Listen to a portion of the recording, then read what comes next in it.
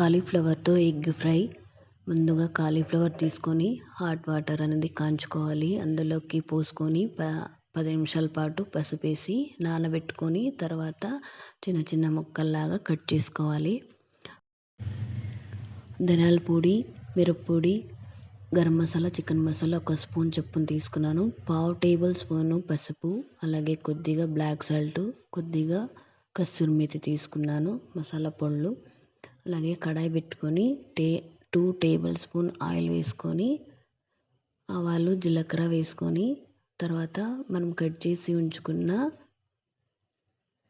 Cauliflower అలాగే కరివేపాకు వేసుకొని బాగా మగ్గనించుకోవాలి.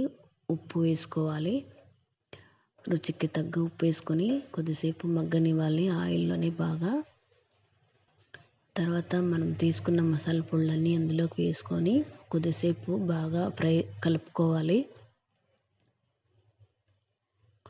తర్వాత మనం తీసుకున్న 4 ఎగ్స్ అందులోకి వేసుకొని కలిపేసుకోవాలి.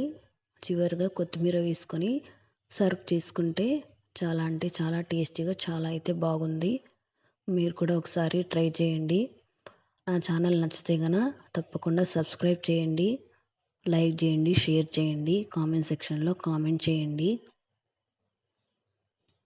అన్నంలోకైనా చపాతీలోకైనా చాలా బాగుంటుంది. ఒకసారి ట్రై చేయండి. Bye friends.